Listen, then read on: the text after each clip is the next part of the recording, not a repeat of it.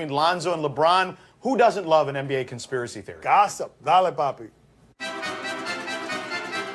Was LeBron's postgame chat with Lonzo a bit suspicious? Oh, we are busybodies. We love our gossip. I remember where I was when Dwayne Wade and LeBron James made the next step in evolution of we can't be trusted to talk around people without them reading our lips. So let's do this because the way the heat was covered, let's cover our lips while we talk so nobody knows what we're saying, which birthed this right here after this game last night where they're talking secretly and it looks like LeBron doesn't want anyone to see what he is saying, as if LeBron, who came on a plane with Dwayne Wade and didn't tell him that he was leaving the Heat, would whisper to Lonzo, hey, buddy, coming to be with you and your dad next year, just don't want anybody to see it.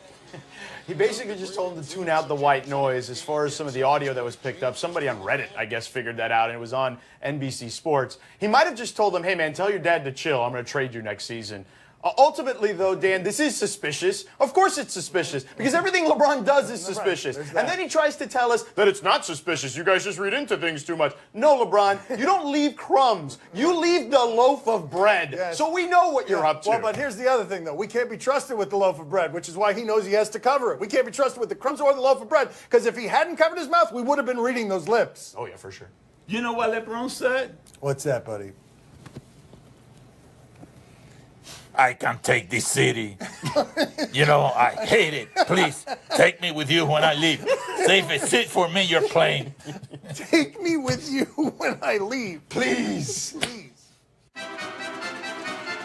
Who needs to win more, the Patriots or the Steelers? Man, we got nothing to talk about, huh? Like, seriously? I want to talk about this game, too, but who needs it more? Are you kidding me? With the Steelers and the Patriots don't need anything. The Patriots need only health. As long as the Patriots can get into the postseason with health, we know that they can beat anyone, anywhere. The Steelers haven't proven much of anything to us other than they can absolutely be beaten. Antonio Brown, Le'Veon Bell, Ben Roethlisberger, three great skill players by Rex Burkhead because Belichick does it that way. But health is an issue with Tom Brady. He's been dealing with a little bit of an Achilles strain, apparently, so that could suddenly come back to haunt the Patriots. But look, the Steelers absolutely need this game. Tom Brady is 6-1 against Mike Tomlin. Mike Tomlin and the Steelers have had nothing for the Patriots. Even Ben Roethlisberger's 2 Super Bowl appearances, they didn't go through the Patriots. They absolutely need this game.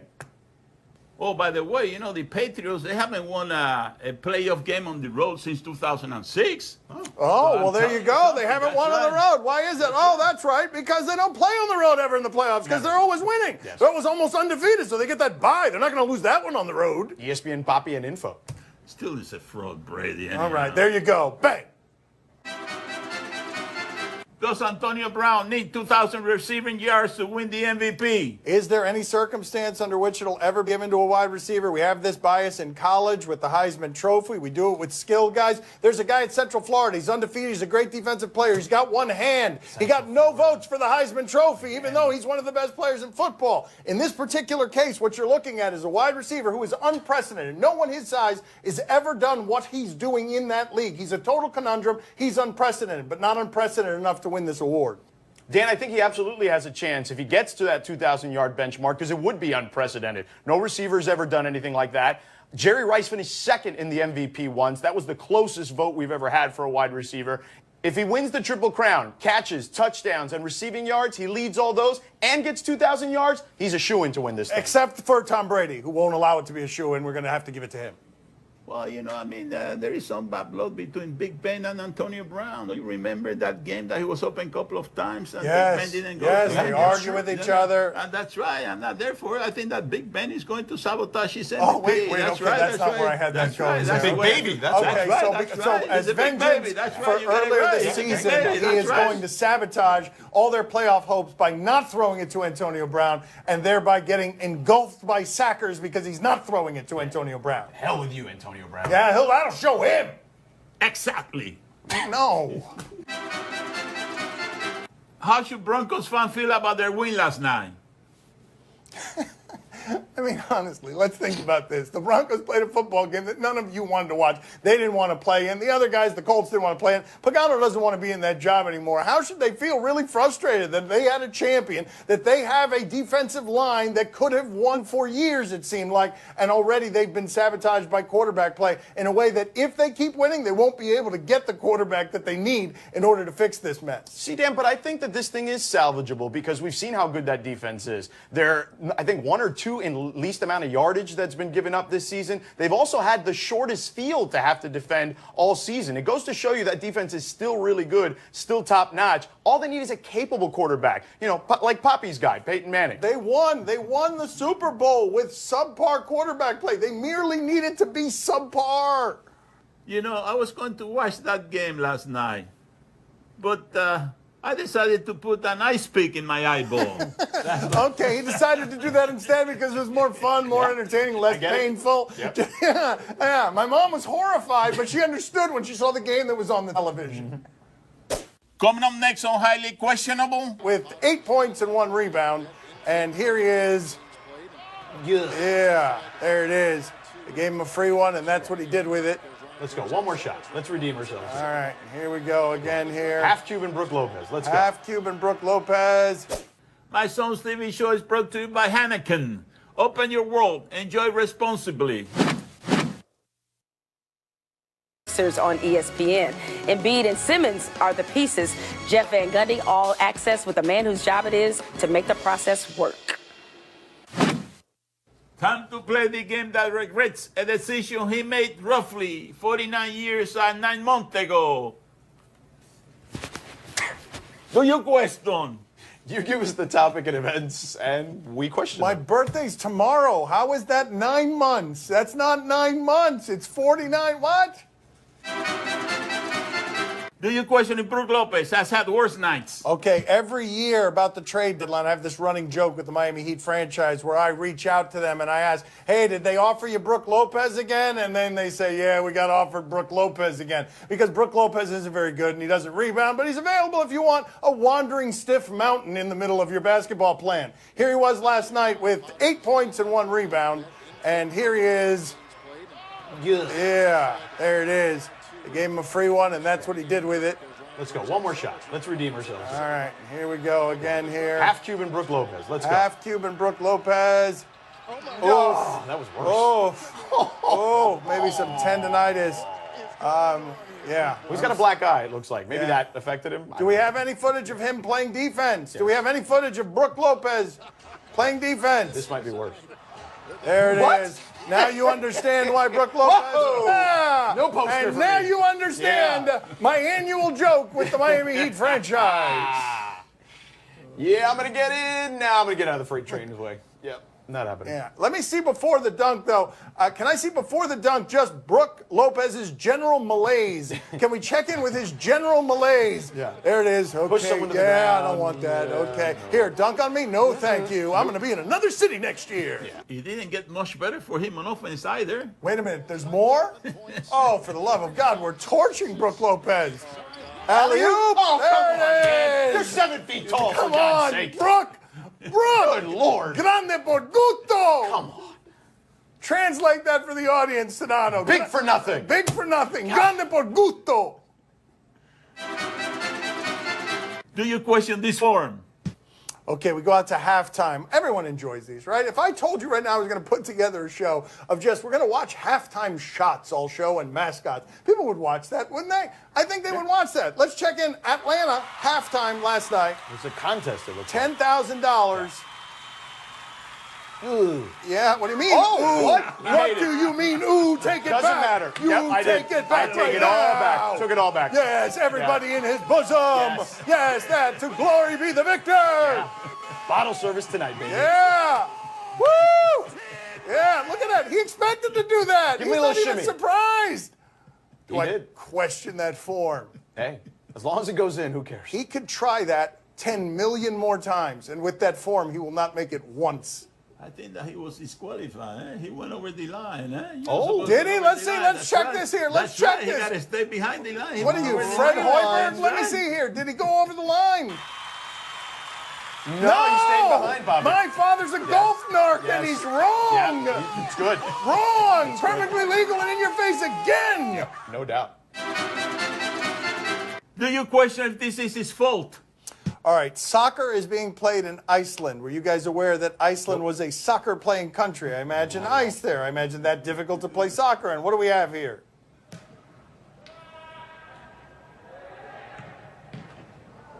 Oh, that is the maximum shame. At the end, it is not his fault. It is, however, his shame and his pain, because at the very end here, 21's face is scoring that goal for the wrong team.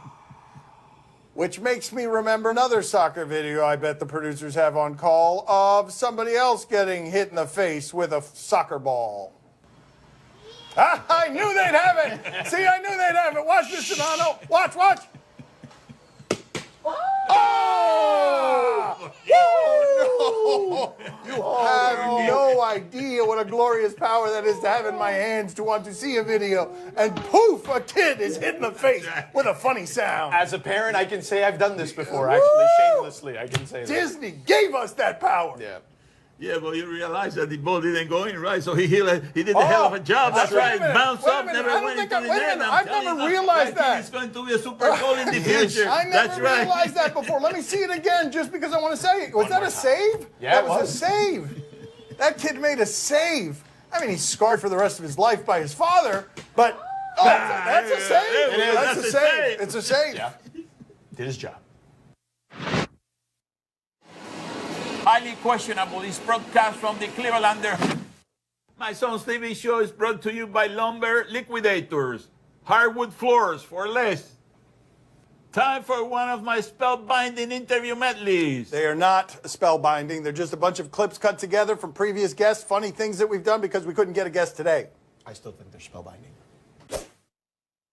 You recorded at KD's house, correct? At Kevin Durant's house? In his basement, yep. How did that come to be? I met Kevin in 10th grade. I was down in the DMV area playing ball myself, and we both was just kind of killing the area. That's where I first got familiar with him, and the ball didn't go for me how it went for KD. You know what I'm saying? So I got into the music, but he always been a fan of the music. He makes beats, like he likes to produce. So he invited me to his crib one day. He was in his basement. He had a mic set up. I think it was over a Kanye West beat, like an old Kanye beat. I got him to rap with me, and we put I think it's on YouTube. Me and him rapping together. I don't know if you're a performance artist or not, but can you do a reenactment right now of when KD hit the shot over LeBron in the finals? What was going on with you? Where were you, and what were you doing? What were you screaming at whom? Yeah. I had some money on that, so I was telling them, I told you, pay me now, it's over, cash out. I need Wait a minute, so wait a minute, you got money on, you're not celebrating your friend's success at a pivotal sports moment, it's just about your gambling? How much money did you have on that game that the money came before friendship? I was extremely happy for him, but I had a little bag on that, so it was both. I mean, unbelievable. You made a seminal sports moment about you winning a bet. No, that's all that matters. What about love and friendship? No. Oh, that was all there. I was happy for him, but, you know, I got paid too, man, so. You were happy. Kevin, I love you, boy. What do you say when you turn on ESPN and you see a gas bag saying that Kevin Durant is soft or taking a shortcut and joining the Golden State Warriors? I have a problem with that. I have a real problem with that. Because, first of all, Kevin Durant's a good friend of mine. That's first and foremost. And second of all, the reason I have a problem with that is this. I respect people like Carmelo Anthony, LeBron James, even though Kobe Bryant, even though he's retired, for putting these no-trade clauses in their contract. They're smart. You know, you have another analyst up here that does basketball, Tim Legler.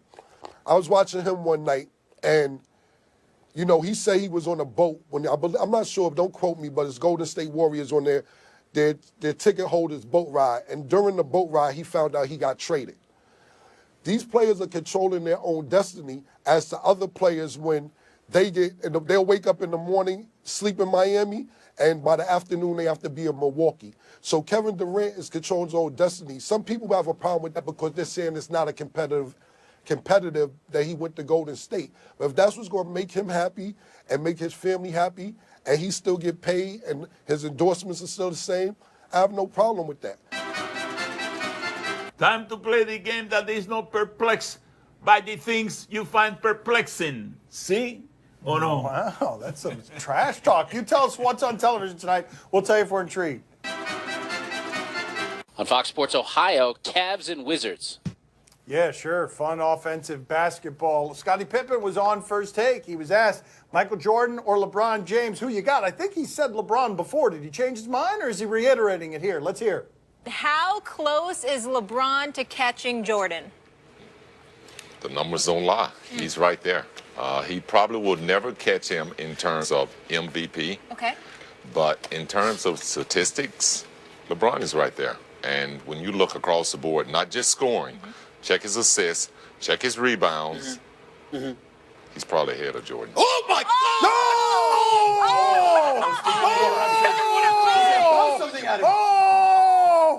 Oh, yeah, I mean, and he's also right. Sedano, are you intrigued? See, I'm in on both teams. They're always fun to watch up and down the floor. And, of course, you know, since Scotty said that, I'm sure LeBron will want to take it out on Michael's ex-team. Yes, Poppy, are you intrigued? Oh, see, I'm very intrigued. But you know one thing? You know what LeBron is going to say to John Wall? What's that? Oh, here we go. Yeah, I hate Cleveland, you know. Please let me stay with you. I don't want to go back to Cleveland. I want to stay here in Washington with you and your boys. That's all. That's all. It's funny. You know, on the good stuff. Yeah, it's good. Saturday night on the NFL Network, Chargers and Chiefs. Oh, Saturday Night Football. You missed it last week, college football. You got stuck with that military game. Love the troops and everything. They're not so good at football. That's okay. No offense to the troops. Love the troops. Love everything about them. Woo, that football game. So we're getting good football Saturday night. Let's check in with Philip Rivers flopping, shall we? Chargers go no huddle. Hand it off to Gordon again. I don't know if he got there. Look at Philip Rivers right here trying to get the first down. We had it happen early. Trying to get the first down. Where they Thank you tried for to the get him arrow. there. The crowd had gotten involved. Oh! Where's the flag? Yes, no, that's because he knows you can't even whisper around a quarterback without a penalty flag being thrown. He knows that, so he falls down. They protect the quarterbacks. That's good, heady play. Sedano, are you intrigued? Of course, this one is for all the marbles in the AFC West, potentially. And I'm looking forward to Philip Rivers being down in the fourth quarter and finding a way to try to win the game, yet his team fails him. Yes, that's what'll happen. Poppy, are you intrigued? Oh, see, I'm very intrigued because, you know, I'm looking forward to that game. I'm looking forward to the Chargers winning. I'm looking forward to Phil Rivers giving his press conference after the game. You know, he says so many things that, you know, they're good things. And he said that, you know, he's a sharp dresser, too. Have you seen the type of tie that he wears? Oh, yeah. That's right. That's 3 right. years ago, he wore that tie, and my father has a couple of things in his arsenal on this front. He's got, Philip Rivers has a lot of kids. He didn't go to that one for whatever the reason was. But the bolo tie from 3 years ago is where he said, this is where I'll nail him, and I'll get the dismount for the weekend. On Animal Planet, Tanked. Would you like to see opulence? The opulence of athletes. They get fish tanks. They get sharks. They get, Shaq had one of those in his trunk of his car. Let's see what Anthony Davis is doing. Anthony Davis, come on in. Oh, my gosh.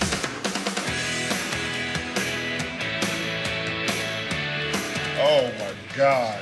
Nice and soft. Nice. That's nice. Like that, huh? We have your number 23 right here in coral with the unibrow coral. Nobody has that. And then on the other side, what we did is we have your AD logo. But the cool fish that you have in here, you have a Volatin lion. And these guys can get really, really big. Also, you got to be careful because their fins are venomous. Toadfish, really, really cool fish. They don't have any scales on their body. Last but not least, which I think is really cool, is the California horn shark. Now, just like you have the brow, he's got the horn.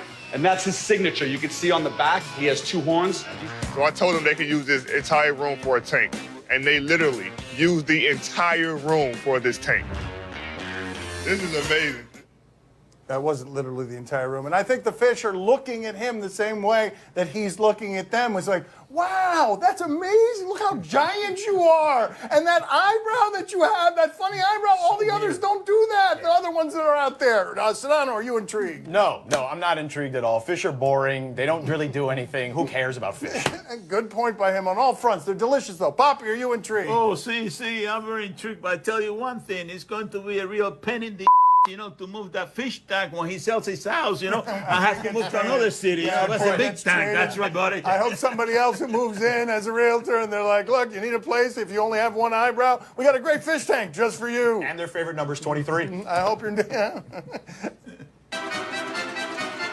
That's all the time we have for today. Thank you for watching. Our thanks to Jorge Sedano for sitting in this week. Check him out, LA Radio, ESPN. Thanks for listening and watching. Gracias, Jorge. Gracias. Gracias. Is it your birthday tomorrow? Yes, it's my birthday tomorrow, yes. Who gives a Okay, thank you. And that's the kind of love I've come to expect from my father and my friend.